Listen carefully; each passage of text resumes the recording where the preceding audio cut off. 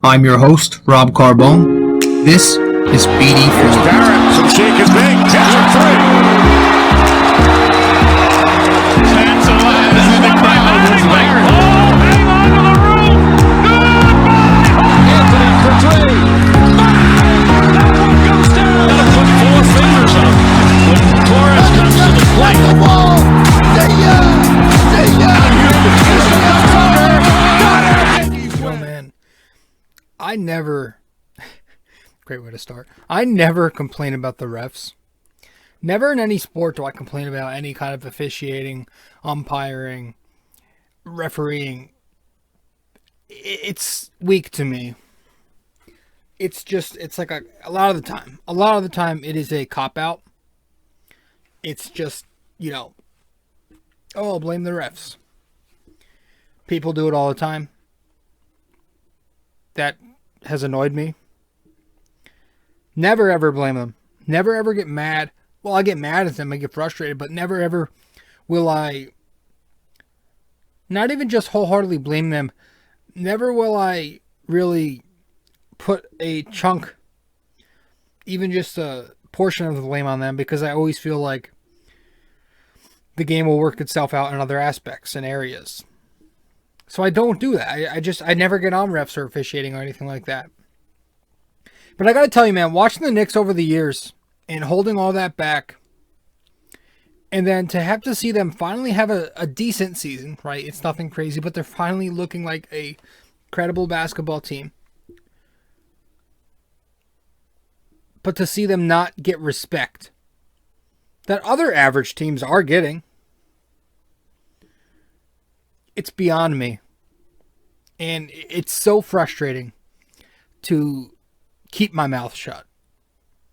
So that's why if you read my blogs or if you listen to these podcasts, you've probably noticed that lately I've been letting it go a little bit and expressing my frustration against these officials. Because it's gotten to a point with me, I'm so frustrated I can't even just fucking shrug it off and say, oh, well, you know what? They had their areas where the Knicks needed to execute. They couldn't do it. I mean, I'm sure there were, and we'll get to those points, but watching this Knicks team, especially over the last month or two, at times it's like, what was that fucking dude's name? Tim Donaghy? It feels like there's three of him out there every night. It really does. It feels like a total fix. And I hate the way I sound. I hate the way I sound. Because I feel like I'm becoming one of those guys. But I'm sorry, man. I it's gotten to a point where it's like, really, dude? This is what we have to sit through every night? I mean, this team is sitting through this shit. And they keep finding ways to win. Tonight they didn't, but, just so many bullshit, controversial calls that shouldn't even be controversial, some of them. I sat through it. I sat through Melo get murdered in the paint. Collect an offensive rebound, get murdered again. And the refs sit there, whistle still in their mouths. I said nothing. Superstar player, Hall of Fame player. And now we're kind of seeing it with RJ Barrett. He gets banged around. Julius Randle, tonight, not getting the respect he deserves. Knicks lose 101-100 to Philly. I'm not even going to bother. Don't even know why I put them in the title. But I don't even want to bother talking about that Magic game. That's in the back of my mind now. That's gone. But tonight's game against the 76ers, man, you just can't make that call. You can't do it. Knicks end up losing 101-100 against Philly. Their 15th loss in a row against them. They're 0-15. Ben Simmons has never lost against the Knicks. We've seen that post before. 1-5 in the Atlantic Division. That's a problem. Can't beat the Nets. Can't beat Philly. The Raptors always give us a tough time.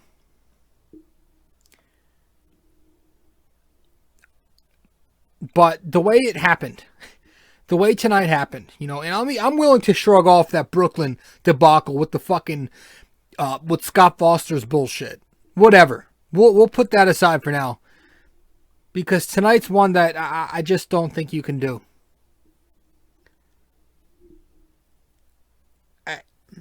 So the Knicks there's less than a minute left in regulation here. The Knicks are down 1.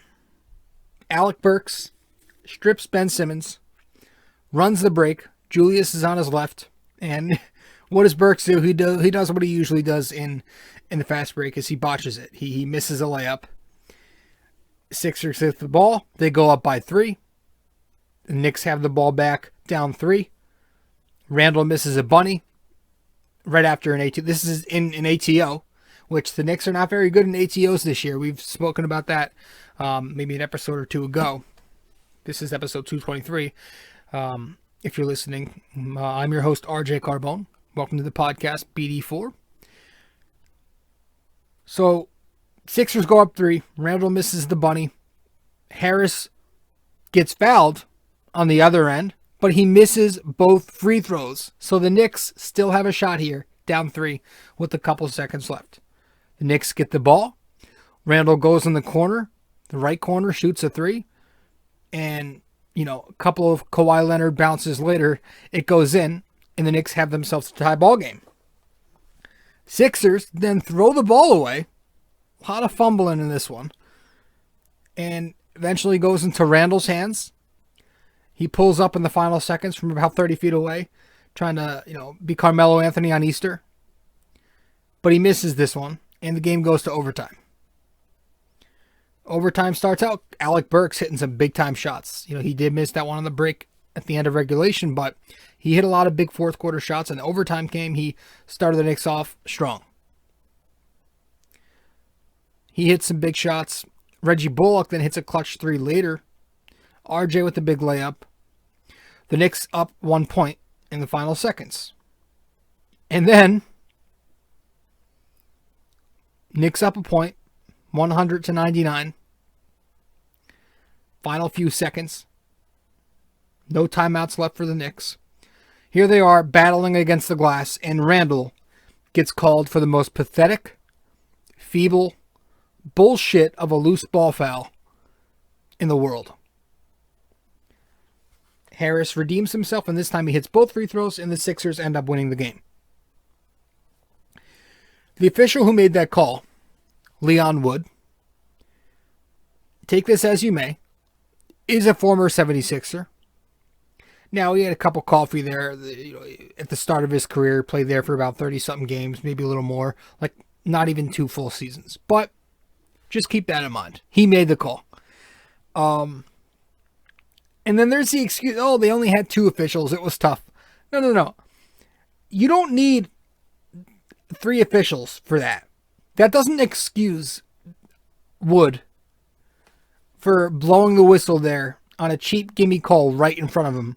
And on top of that, not even following through and giving Tom Thibodeau a challenge.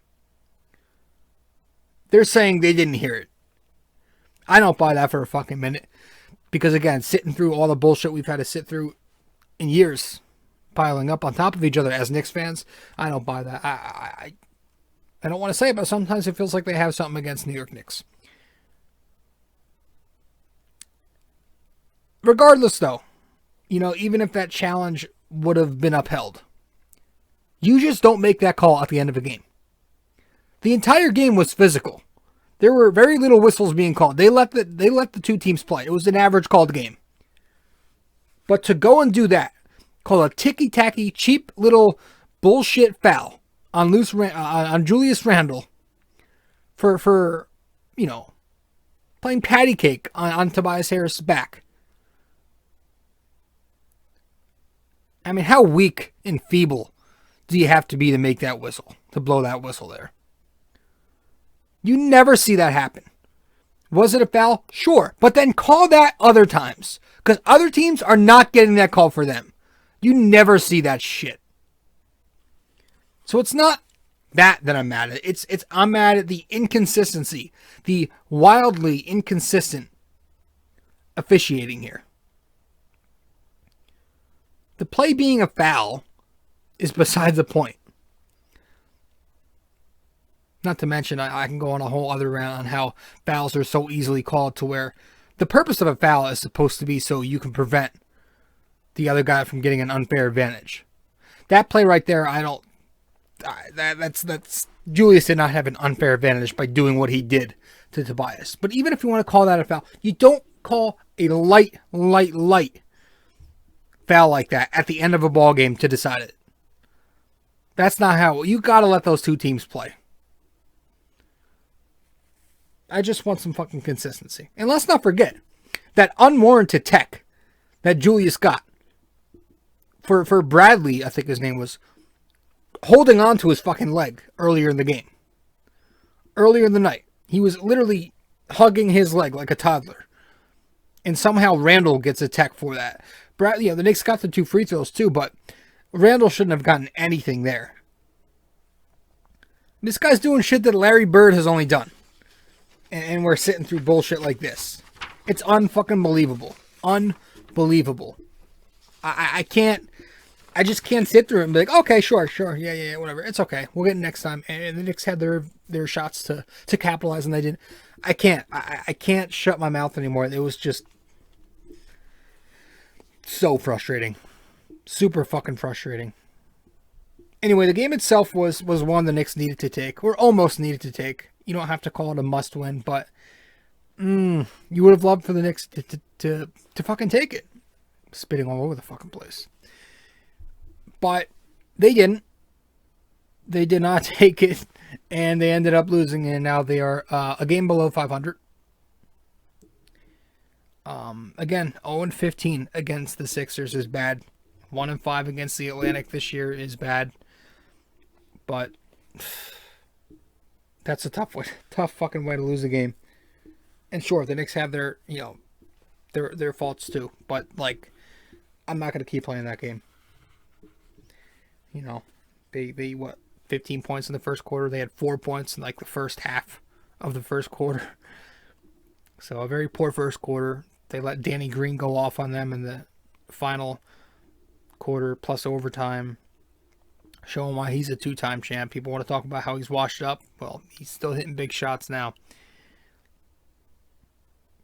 Has won 2 rings with 2 different teams. Is working on his 3rd here with Philly. That would be impressive. But you can't let Shake Milton score 21 points on 60% on you. That can't happen.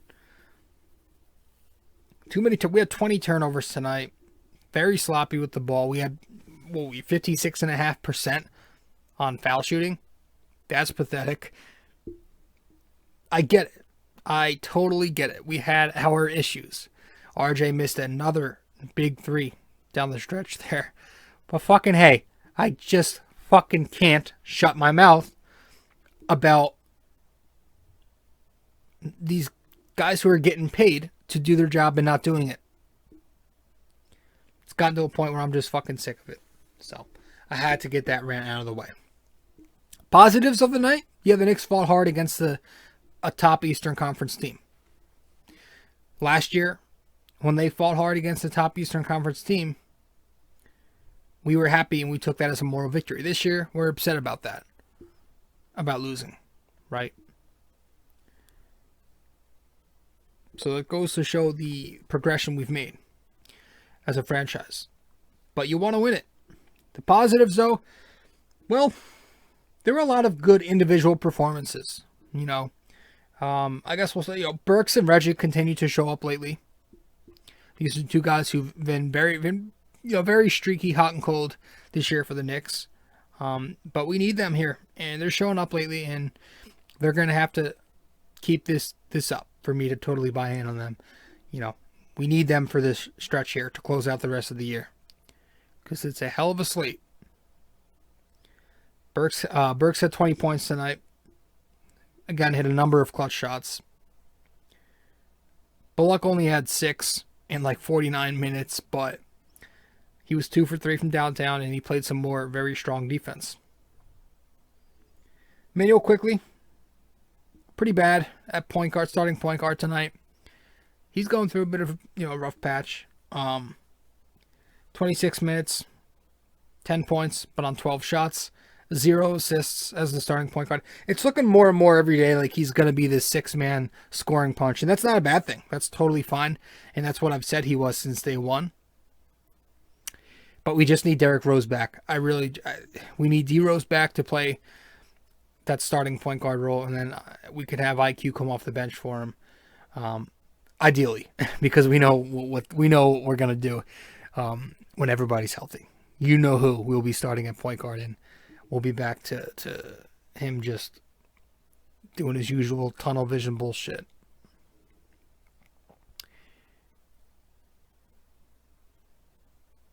But why the fuck am I frozen, man? Hold on. One sec.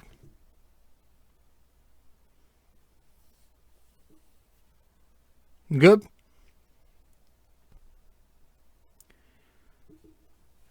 I don't know, man. I'm just tired of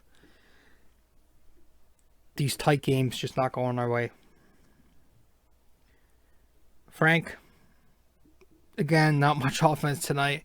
Continuing to show that he cannot run an offense, and Tom Thibodeau should not play him as a lead guard ever again.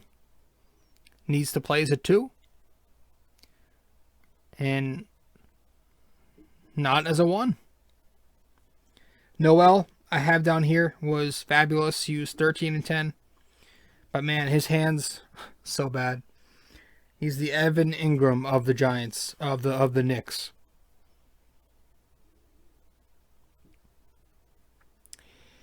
Mitchell Robinson returned for a bit. Got 17 bench minutes, 6 boards, 4 points. Then he got hurt again. So we'll see what happens there.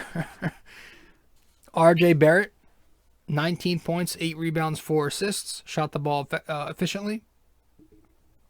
Looks more and more comfortable every day, man. His finishing game has gotten so strong. He's so elusive and creative. Being able to bully his way to the rim, and the way he can finish now, so much easier and so much more effective with his offhand. Obviously, he's great at going left, but his offhand, he's been so good going right this year. He had another nice, little moment there where he duped Ben Simmons in very similar fashion on the baseline.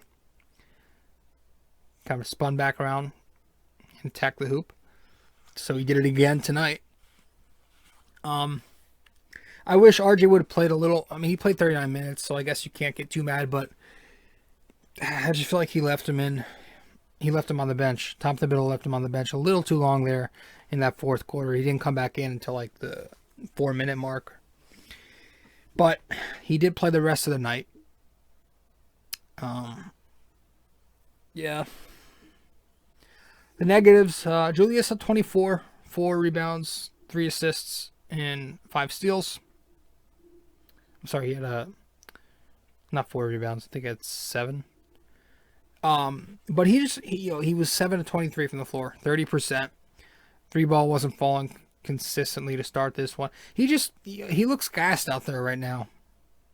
You could see those minutes are getting to him. He's playing 40 minutes tonight out there, and he's this power forward playing point guard, right? He's running. The offense is running through Julius most of these nights, and especially right now when you don't have Derrick Rose and Elfrid Payton, 2 other ball handlers to take the weight off him, and you have Obi struggling.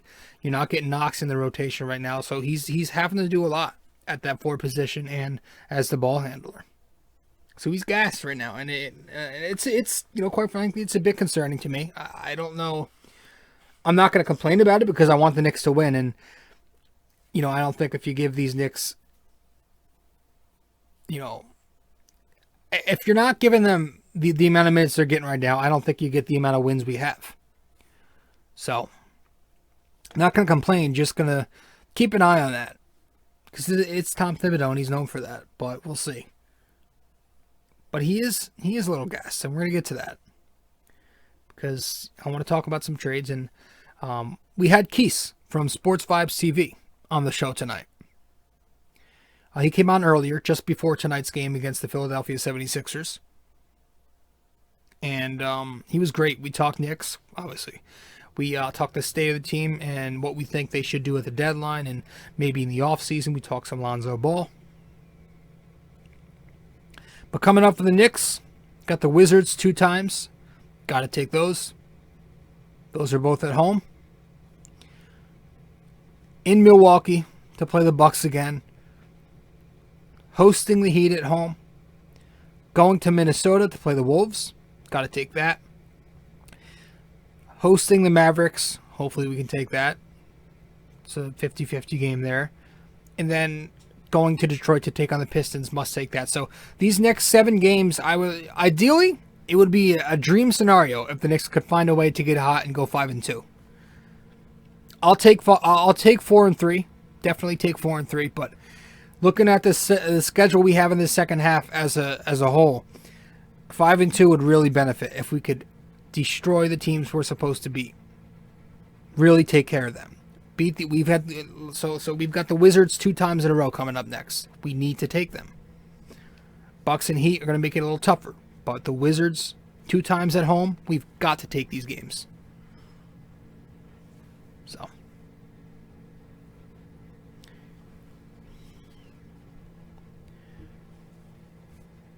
All right. Well, I think that's all I have. We might as well get to the episode with Quis and I. And again, Quis is from Sports Vibes TV. I'll have his social media handle in the description and stuff. If you're listening to this on Apple Podcasts or Anchor or Spotify, it'll be in the description. Same goes for if you're watching it on YouTube. Quis and I had a great conversation for about 30-35 minutes about the Knicks, the state of the team, and the upcoming trade deadline. Talk Lonzo Ball and more. You know, Lonzo's obviously a guy who's been in the headlines lately.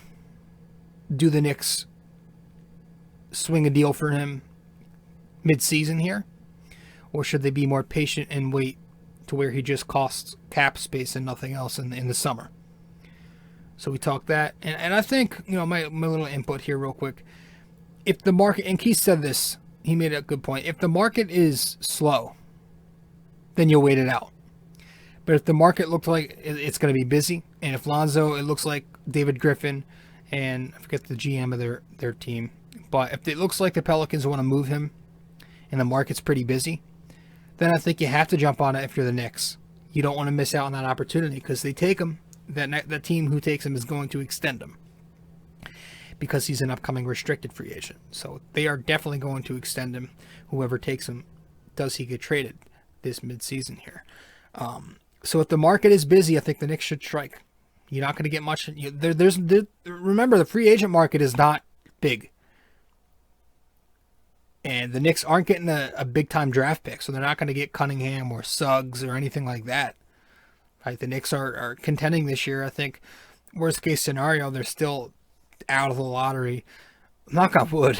The Mavs have picked it up. They turned it around, so they're not going to be anywhere near the lottery.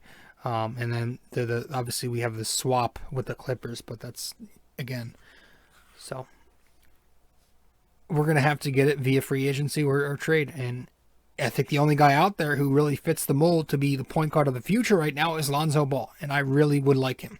I think he's an excellent playmaker with a fantastic feel for the game. You know, he's great in transition. His head is always up. He's always looking for everybody to get everybody involved. Not like Elfrid Payton to where he's just going to worry about himself and get his own shots up or pass to Julius and ignore RJ Barrett. But Lonzo is somebody who I really think RJ can thrive with, you know, off the ball. RJ's been great in those catch and shoot 3-point scenarios. Tonight he was 0 for 3, but for the most part, that's his, you know, when he's not operating in the mid-range and when he's not playing that bully ball and attacking the rim, RJ's very effective catching and shooting in that corner. And I think Lonzo Ball is the perfect guy to set him up. Plays some pick and roll, but most of his game is going to be in that transition. And he's really good at throwing those outlet passes, advancing the ball up the court. And I could see him throwing a lot of lobs to Mitchell Robinson. That's going to be a fun thing to watch. Could be. I'm already getting ahead of myself. But he can shoot the ball. 3-point percentage has risen every year. He's scoring just under 15 points per game this year. He's only 23 years old, dude. 23 years old in his 4th season. That's huge. He plays defense. He's a good perimeter defender. He's got some size, some length.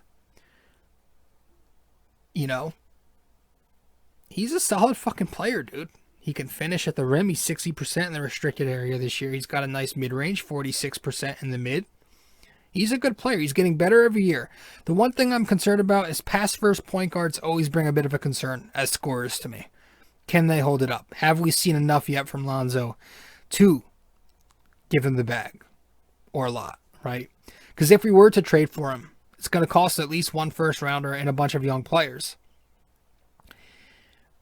So, and maybe one of those second-rounders too. So, you have that, but then you have to think about the salary. What's he going to command? Would you go as high as $20 million per year? Or are you going to sit near 15? You know, have we seen enough to where you want to go higher than 15? What will he accept? What will he deny? What's he going to command? So, me and Quis talked about Lonzo. We talked about a couple other guys, how the Knicks should acquire some wings who can shoot, maybe create and catch and shoot. Guys who can come off, you know, a pin down and shoot at the top of those. Guys who can shoot in DHO scenarios. You know, those types of guys. There's a playmaker named Evan Fournier, who I am very high on, but I don't know if he'll get dealt. He is in the final year of his deal. Magic are looking like they're going to go into the lottery this year, but guy who can play make, pick and roll, assist people, but he can also set himself up. He can shoot off the bounce. He can catch and shoot. Another guy who can score in DHO. Another guy who can curl around the screen, pop it that way. I mean, he's good. I would love him. I would like JJ Redick. We talked about these guys. We talked about them. So Quis and I had a great conversation for about a half hour. So we're going to get to that right now. So I hope you guys enjoyed this episode. First, let's head to break. Then we're going to go to the question of the day, and we'll go right into the conversation from there that Quis and I had about the state of the Knicks. All right, guys, let's get to break. Shit is so slow right now. Hold on. All right, be right back.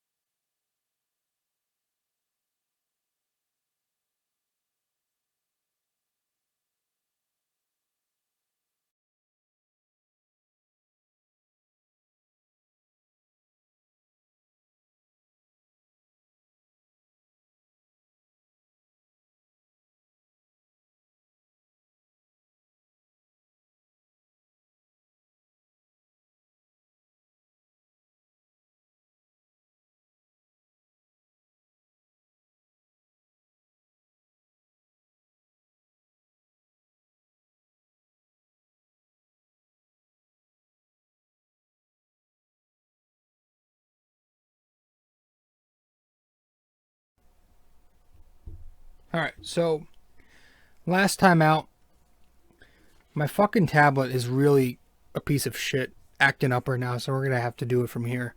I don't know if you're watching the podcast. I don't know if you can see the screen. Probably not, because it's a fucking junky-ass software that I'm using, but fuck it. So there's not going to be any of that question of the day music, game show music, but we'll see if we can get it. But last time out in episode 222, I asked you guys which former Knick All-Star once pitched a shutout for the Chicago White Sox. Here we go. The answer to that, Dave DeBusschere. Dave DeBusschere was the Knick who pitched a shutout for the White Sox. And we're fucking lagging again. Jesus Christ.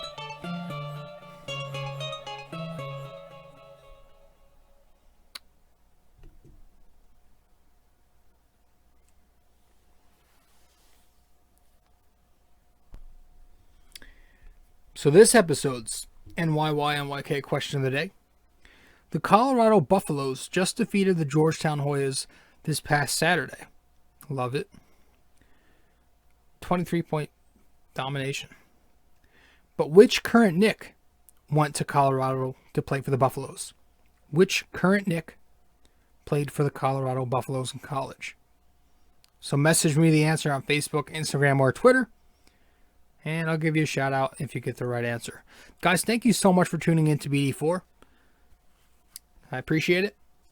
Now, may as well get to the episode with Quis and I. All right. Thanks, guys, so much. Hope you guys enjoy it. Chat. Yeah, that's a fair point. All right. Might as well get right into the Knicks. Is it video only, or is it video and audio, or just audio? If you want to go audio, I could just put you on audio. But if you want to go video, I can put you video. Usually, I just have video too.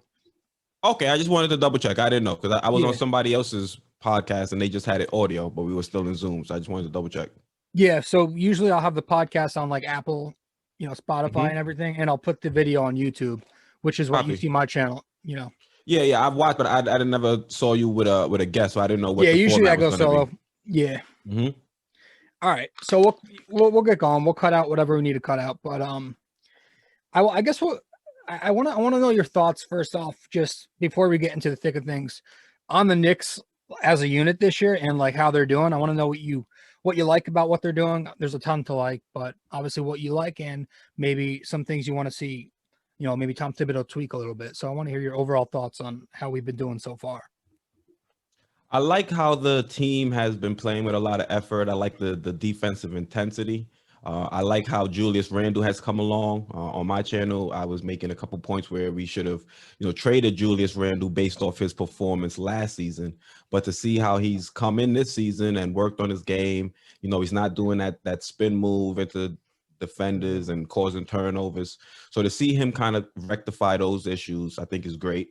Also, RJ Barrett, as the season progresses, you're starting to see him kind of come into his own. So those are two positives. You also have Emmanuel quickly, and right now he's injured or a little bit hurt, but we've seen a lot of flashes from him, and we've seen a lot of moments where he's kind of carried the team pretty much as a spark plug off the bench. So those are some things I've liked. When it comes to negatives, you've got like Tom Thibodeau and his rotations. Like when the team is healthy, he tends to stray away from some of the younger players. For me, this season should have been a developmental season. So I would have preferred if we would have seen a little bit more of Knox and Obi. But what do you think? What were your some thoughts on how the season's gone so far? No, I agree. Like you said, dude, the Julius Randle thing has been the biggest surprise for me. I was right there with you. I thought at the beginning of the season, I was looking at him like trade bait, right? Like if he keeps putting up these numbers, this is a really, really good guy we can trade. But now it seems like with Randle, the better he looks each day, it's like, all right, maybe he's part of this, long-term plan that we're trying to build here. And so I'm really impressed with the way he's been going. Obviously, we have to figure out what we're going to do with the whole Julius and Obi thing, because they both play the same position and they're kind of difficult to play any other spot on the floor together. I like what RJ is doing. RJ looks tremendous. To me, this is, been a very encouraging year for RJ Barrett. Obviously the 3-point shot, dude, that catch and shoot is money. And I'm really, really surprised that he's been able to turn it around that much, because he was down to I think the first week and a half or 2 weeks, he was at that 18%. And he's got that all the way, hovering around league average now. So he's connecting on the three. He's, his bread and butter is that mid-range, is playing that bully ball.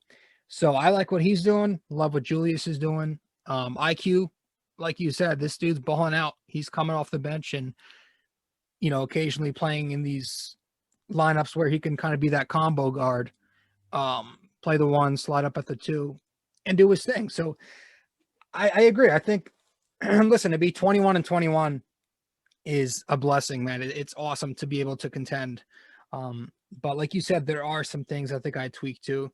Like you said, the rotations are a little, I guess he's stubborn. Tom Thibodeau could be, eventually, dude, I want, Elfrid Payton, it's not going to cut it, dude. I'm sorry. I try to give this guy the benefit of the doubt, but like, it's just not going to cut it.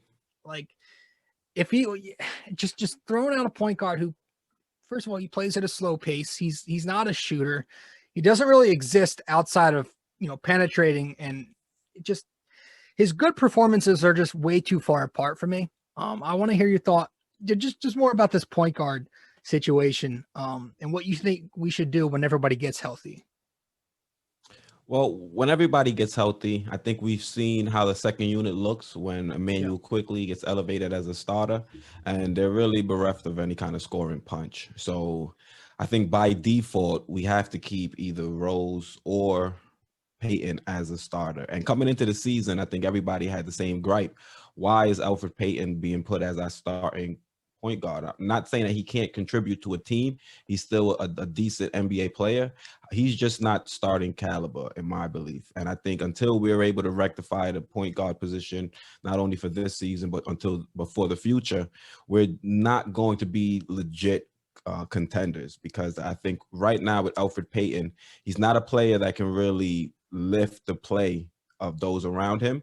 And we're seeing that late in games a lot when Elfrid is out there on the court. He's really not able to make clutch buckets. He's really not there to get people open shots. He's pretty much there just, I guess, to be a nuisance on defense, which is what Tibbs is saying he liked him out there for. But whenever I see Payton out there, he's usually getting cooked. He's usually getting lit up. So I'm not 100% sure what Tibbs sees in him, but I mean, he's on the team, so you got to root for him. Hopefully he can because he has had moments. Let me not act like he's been completely terrible. He's had a few 20-point performances, and in those performances, he's helped us win games, but those are far and few between. So if he can get a little bit more consistent with those high level, I don't want to keep saying performances, but that high level of play, if he can keep up that intensity, I guess, in a block as opposed to just doing it in spurts, then I think we can be a little bit more competitive as a team. But until we rectify point guard, we're not going to have as high of a ceiling as some people may think. Yeah, no, you're spot on there. And I think like I would prefer. I think Derrick Rose is a really decent stopgap to go at point guard at the moment. You could start him and maybe have IQ get some big minutes off the bench. But I know Thibodeau likes Elfrid Payton, so he's probably, whenever he gets healthy, he's probably going to go right back into that starting lineup. But my hope is that we can at least try to diminish his minutes a little bit, because the fit is just with RJ Barrett. I don't know if you saw this stat, but it was like a little before the All-Star break. There was a stat I read somebody put out there. It was like him and Elfrid and RJ played 150 or 850 something minutes together, and he's assisted him only 8 times. And I was sitting there, I'm looking at that. I'm like, that matches the eye test. If you watch these games, he doesn't pass the ball to RJ Barrett. And a lot of the times when they're on the floor, it's kind of hard to thrive offensively. And, when Payton's out there, the defenses are constantly going under the screen. They're packing the paint, playing that zone defense on us. So, yeah, I'm just hoping eventually we can kind of find a way to get better spacing out there. And that leads me to my next conversation, man, because, these rumors lately, it's kind of been in the headlines for a bit, but there's a guy out there, 23-year-old gentleman. He's, known to be a playmaker.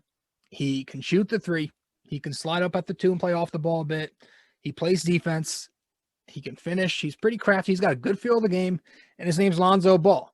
And we're starting to hear some rumblings that, David Griffin and the Pelicans may not see him in their future, or they're nervous that he may not re-sign. And they obviously have Lewis Jr. at point guard. They're trying to develop him. And there's those rumors that Lonzo might be interested in New York. So what do you think? Do you think we should wait until the summer to throw something at him? Do you think we should go after him at all? I want to know your thoughts on these Lonzo rumors too. Well, I think we should definitely go after Lonzo. I think Lonzo would be, like we were saying with Payton, we don't have a long-term solution. Lonzo would solve that instantly. I think Lonzo would be great on the court with both RJ with Julius Randle, because right now the offense runs through Julius Randle. And I think what we see with Lonzo over in New Orleans, he's playing a lot off ball. He's not really the one initiating a lot of the offense. He plays off of Zion and Brandon Ingram. So we could probably do the same thing with Julius Randle, except this time when defenses decide they want to double and try to force the ball outside of Julius Randle's hands, we have Lonzo out there who's shooting upwards of, what is he at now? I think 39% from three. 39. So, Yep. Yep. So we're going to have somebody that can make the defense pay if they try to overcommit and double Julius Randle. And also, if he is run off or chased off the 3-point line, we already know Lonzo Ball is a gifted passer, so he's going to be able to find the open player and find the right shot. I think it would be a great move for the Knicks. However, my ideal situation would be us signing him in the offseason. Yeah. I mean, if the World Wide West is in touch with a lot of people around the league, if he's hearing rumblings that Lonzo may be on the move to another team, then I would be open to us actually, making a trade to make sure we secure our point guard of the future. But if it seems like the market for Lonzo is kind of dead, then I would be happy if we are able to just wait it out and just pick him up in the free agency. Yeah, and he's you looking at the numbers, he's improving every year. The 3-point shot's gone up. He's having a career high points per game, a bit under 15. And he's obviously, like you said, a gifted passer. And he's somebody who I really think could thrive with RJ, and throwing those lobs to Mitch would be awesome too. What do you think it looks like? What do you think the offer looks like? Do you think he's going to get some? I really don't know what Lonzo Ball, like 15. How high would you go? Would you go 20? Annual value? Would you go? I don't know. Yeah, I don't know if we've seen enough from Lonzo to really offer 20. I say the sweet spot would be 16, 18 mil a season. I think that would be a great spot to be in for us. But I mean, even if we were to go to 20, you're looking at comparable contracts would be like Brogdon, Fred VanVleet. They both signed 20 million or $22 million deals right in that ballpark for 4 years. So I don't think he's as consistent yet to really warrant a Fred VanVleet or Malcolm Brogdon-esque contract. So I'd come in just a little bit under, and I think we can also justify that with the way the pandemic has affected things and how it could potentially affect the salary cap. So I think you can justify coming in a little bit lower than a Fred VanVleet or a Brogdon type contract. Yeah, I think you're right. Now going like with a bit of lower tier names, I think what's really important to me, I think the one thing I really want to see, Leon Rose and Perry trying to accomplish this deadline is, I think the Knicks are in desperate need of a wing who can shoot, somebody who can, come off of a screen or, play DHOs and shoot that way, or somebody who's good in catch and shoot scenarios and has the ability to create. I've heard a couple of names. I've heard JJ Redick. A guy I really like, but I'm not sure is realistic, is the kid we just played the other night in Orlando. Terrence Ross? No, Fournier? Yeah. Okay. I don't know if they're willing to get rid of him, but they are kind of dropping out of the playoffs each and every day. Now they're taking losses, and he is I think he's on the final year of his deal. So there are some names. There's Redick, there's Fournier. People are talking about just other guys who could anybody who can shoot. If there's anybody out there, maybe a reunion with Doug McDermott, I don't know. Anybody who can catch and shoot and give you more consistency than some of the guys we've got right now. Do you think we're going to do something like that? Acquire some kind of wing? Because I feel like wings rule the league. I think shooting wings are so important. Yeah, I don't know if we will, but I hope we do, because since we've been having this conversation, I feel like we have addressed two of the major holes on this Knicks team. That's going to be point guard and who we're going to upgrade Reggie Bullock with at small forward. Yeah. So I would hope they try to make a deal. I think in some of my deals that I've done on the channel, I've tried to address that situation. I think in one trade I did like Josh Hart. I brought Josh Hart in. Yeah, I saw that. Another trade I brought in Kyle Anderson from the Grizzlies. Another name people have mentioned with Terrence Ross, Evan Fournier, like you mentioned, has been up in trade rumors. Robert Covington, that's another name that some people have mentioned, but I don't know if the Trailblazers are going to move off from him because they're in their own playoff hunt. So there are some options out there. It's just, do the Knicks feel they're close enough right now that they have to address it in season? Because if they don't feel like they're positioned to where they can make a deep playoff run, I don't know if they're going to start giving up assets outside of maybe a Frank, or not even Kevin Knox, because Kevin Knox you can keep another year, but Frank might have to go if they feel like they can get something that they can at least Rivers. use to Rivers could be traded too, because Rivers is on a 3-year deal, $3.5 million for this season, and then the other two avoidable, right, or options. Yeah, they're options. Two of them are options. Yeah. So if you're looking at what the Knicks can get for Frank Nitti and Austin Rivers, maybe even Taj Gibson, because those right now are the pieces that we can move, and it really doesn't have a major impact to our long-term future. Yeah, I agree, because I just, looking at the schedule, this second half slate is so difficult, man. We've got some tough competition ahead, and I'm just not sure if we can keep it going with the 3-point shooting that we have. Like Burks and Bullock have been good, very strong lately. They've been coming on. They've been coming around a little bit lately, but they're just, I don't know if I trust their shooting on a day-to-day to get us through this. I don't know. I saw the schedule, dude, and it's some tough teams. I would feel a whole lot more comfortable if we can get that one more guy without giving up too much. But one thing I wish we could do, which it would make sense if can we at least play Kevin Knox some minutes? Like Obi's struggling right now. We just throw Obi in the freaking corner out there. Sometimes it's like he's not even making an impact. And I know he's got to develop, but Kevin Knox was at least pretty effective to start the year. Now I know he's kind of relegated to this catch and shoot guy standing around the corner, but at least he was producing. And I feel like with Obi struggling and the Knicks lacking shooting at times, don't you think we should probably put Knox in the rotation a little more and kind of get him going? And I think that would help this team as that stretch four. Yeah, like we've been saying, who knows what Tibbs is really trying to do with his rotations right now. Knox should be getting a decent bulk of the minutes at the 3. I think Knox could fill that role that we're saying the Knicks need to go out and bring somebody in to kind of fill. And for him to be on the roster and not really getting, legitimate minutes to develop and become a better player in this league, I think is one major demerit you got to give Tom Thibodeau, because Kevin Knox has the skill set to help us as we make this push to the playoffs. And Tibbs is not giving him time to not only show us what he can contribute, but also he could be part of this core that is going to eventually push this team to the playoffs, and he's going to need some minutes to develop and also to build chemistry with the players on this team.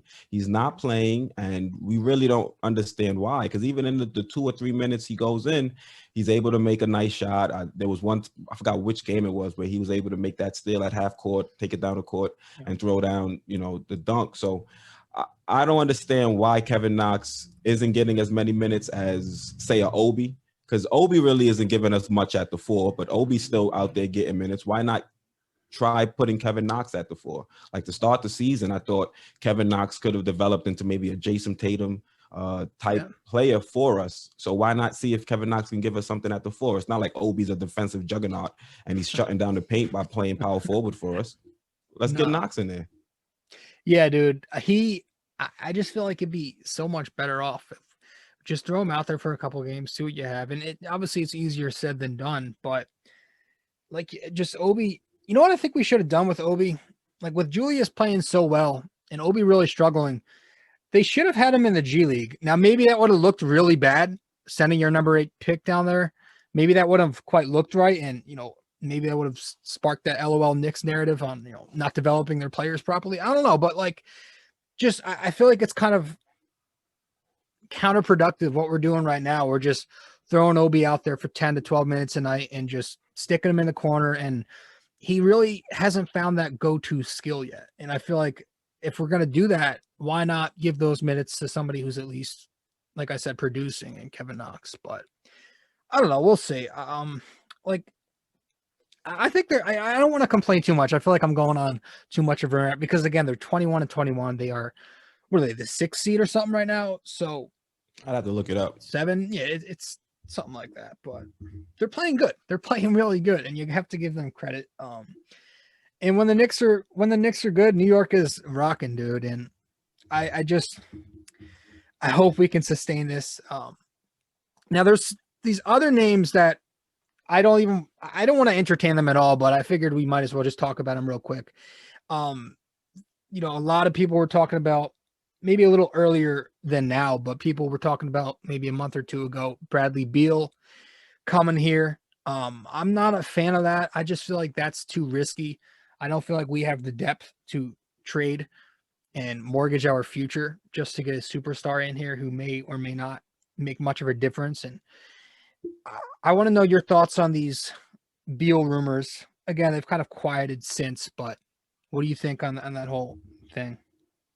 Yeah, I was against any kind of like a Bradley Beal trade. Just like you said, we're not deep enough.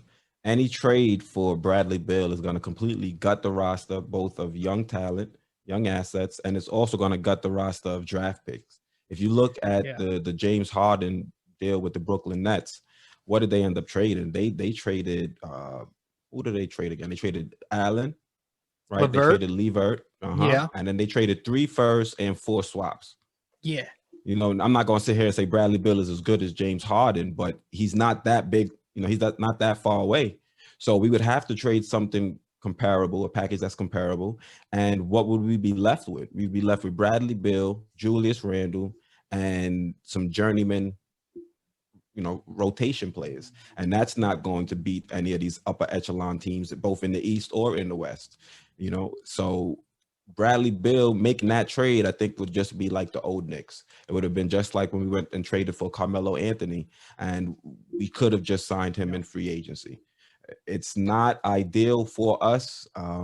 Bradley Beal, he's right now on a team with Brick Brook. He's on a team with Rui Hachimura and Denny Avdija. He's got a decent enough team over there. And if we make a move for Bradley Beal, are we going to be much better than that Wizards team is now? We'd have better coaching. I think Tom Thibodeau is a better coach.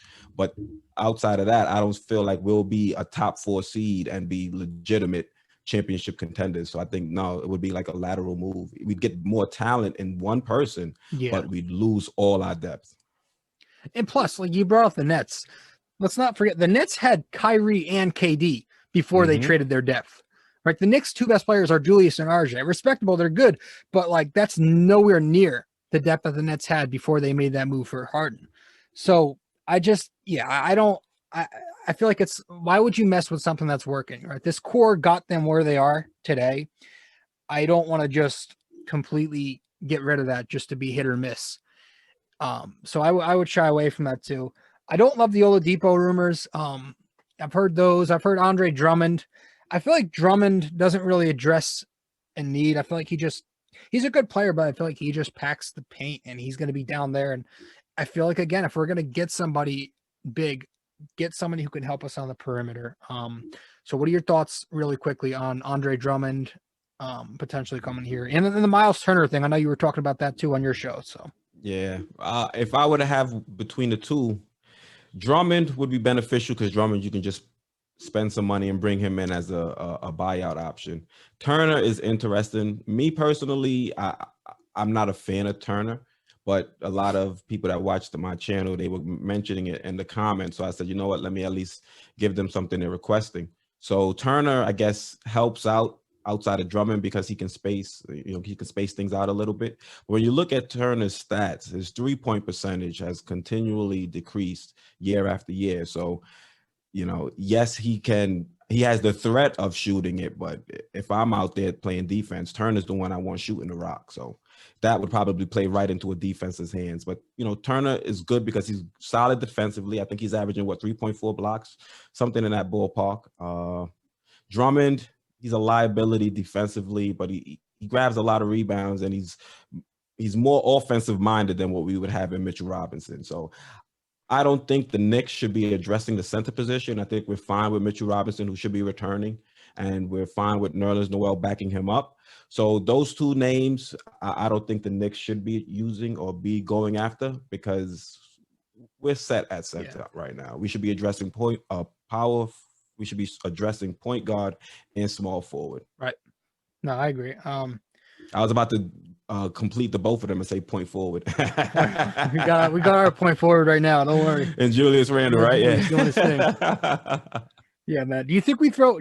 I wanted to ask you that too, because do you think we throw Julius the bag eventually? Do you think we're gonna wait it out, or that's good? I know you were kind of skeptical about it. You don't want to throw him Yeah, too I'm much. still skeptical about giving, because the max him is a $36 million a year contract, and I don't know if Julius Randle is good enough to eat that much of our cap, because you have to remember when teams that aren't as talented as the Knicks, you have players like a Julius Randle and Jeremy Grant, who, because they're the focus of the offense, they're gonna get their numbers. Not saying Julius Randle isn't worthy of his All-Star selection, but you have to look at the team. There aren't too many other options on this team right now. So Julius Randle's gonna go out there and he's gonna get his numbers like a Brick Brook did with the Thunder. But how far is he going to lead us?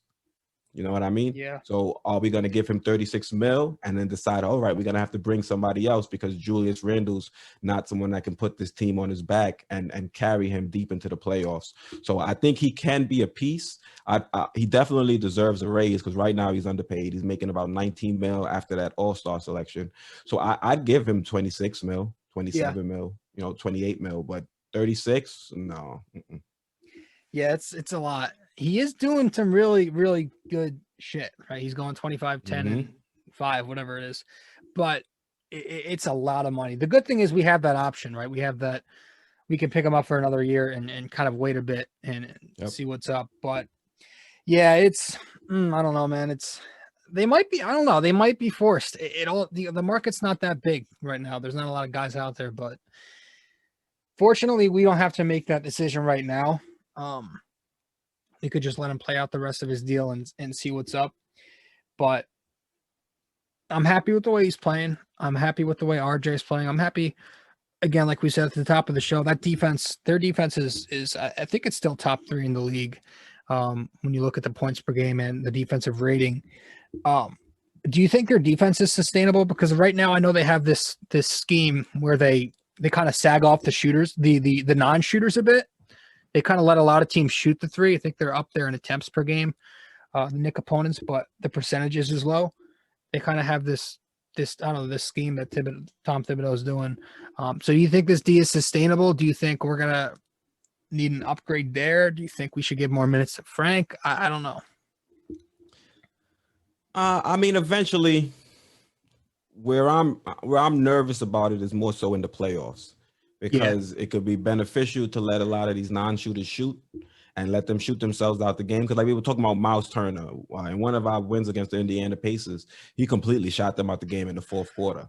So, it's worked for us. We've been getting lucky. Will that luck continue? I'm not 100% sure, but right now, what else could we really do with the defenders we have out there on the court? We can't shoot or score with a lot of these teams.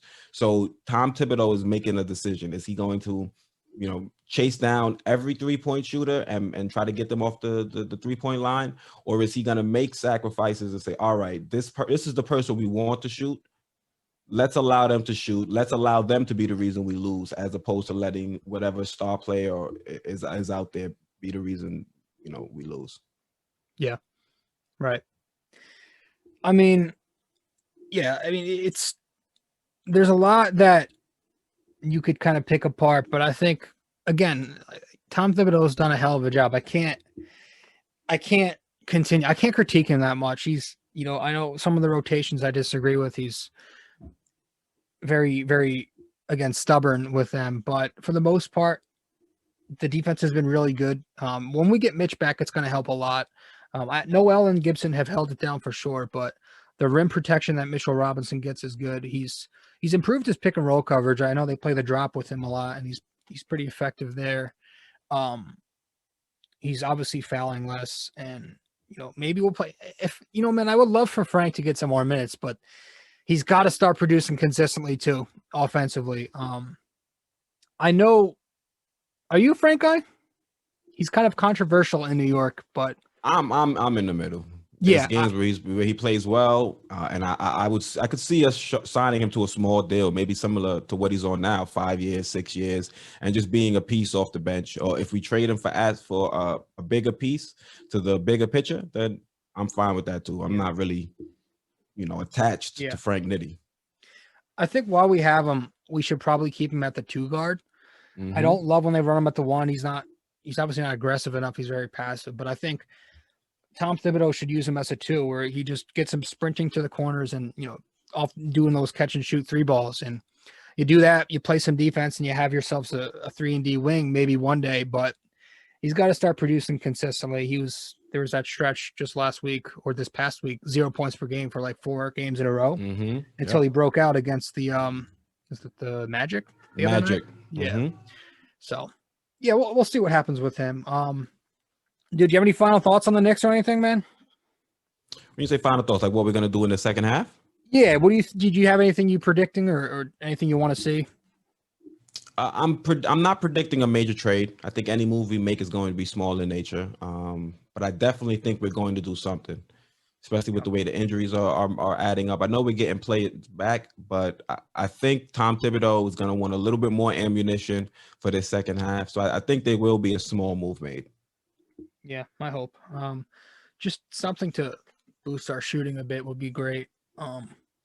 But I'm really hoping Rose can get back soon because he was really good for us, dude. He played whenever you took the floor. The Knicks played at a fast pace, right? Whenever you find Elfrid Payton's obviously a slower paced guard. Quickly's going to do his thing as a shooter, going to throw up those threes and the floaters. But I feel like when you put D Rose on the floor, the Knicks played faster, aggressive, and he opened up a lot on the perimeter too with his drive and kick game.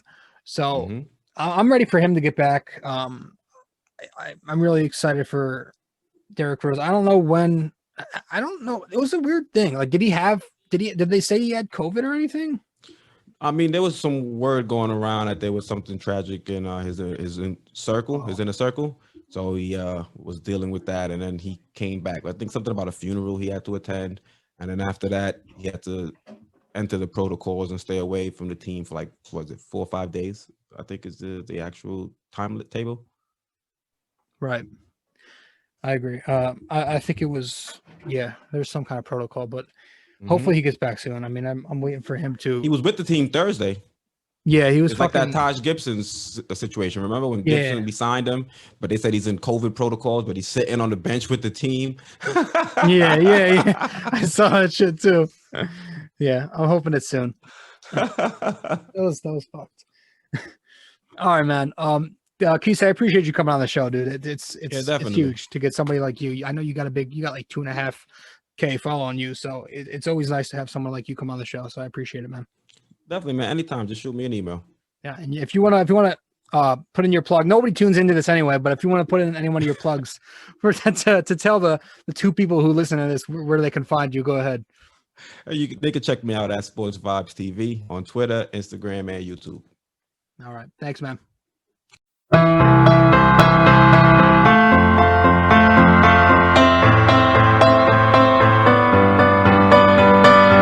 This podcast is sponsored by Anchor.